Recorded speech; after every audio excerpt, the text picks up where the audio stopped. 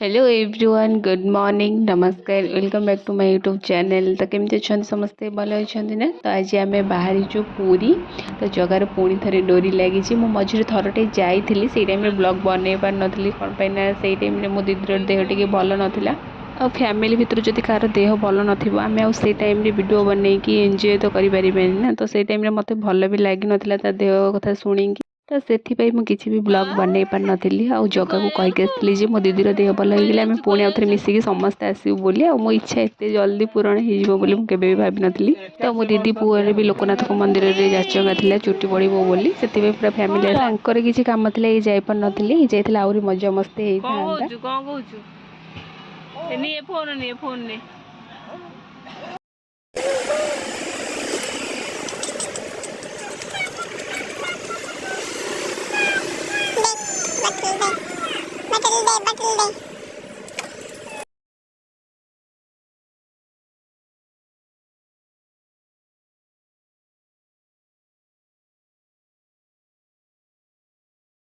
तो तापर आम जाइलु माँ बाटमंगा दर्शन करने आ बढ़िया से भी दर्शन कलु समस्ते मिसिकी।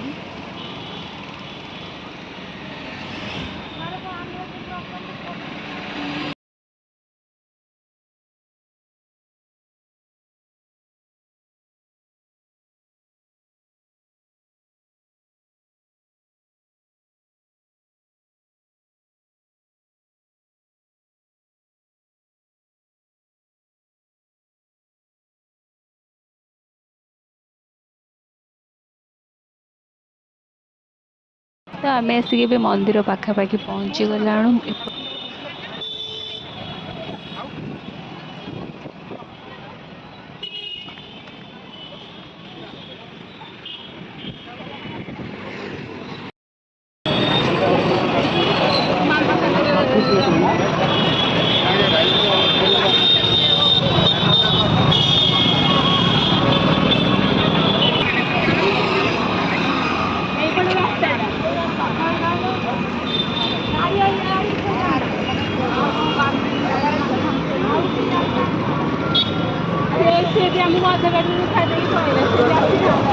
तो चलिकी गला टाइम रास्ता सारा आम मेढ़ देखी देखी जाऊँ और गणेश ठाकुर एत सुंदर मूर्ति बढ़िया से सजे देखिए बढ़िया से सजे।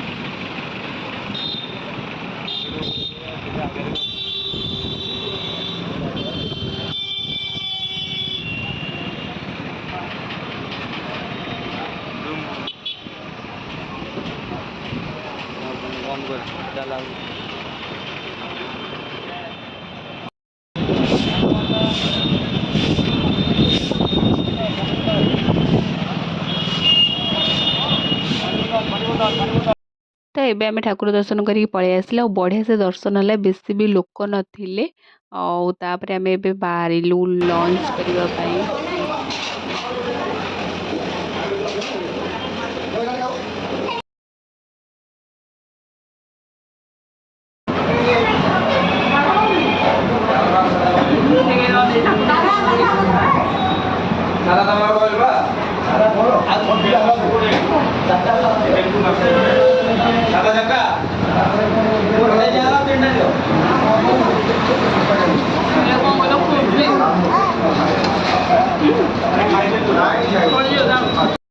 ठाकुर दर्शन कर लंच करके आम पड़े आसलु लोकनाथ मंदिर को। ये आम पुअर चुटी पड़ार था जेहेतु फोन भितर को आलो कर तो मुझे बेसी वीडियो बनईनी बार पार्टू जा वीडियो बनई नहीं।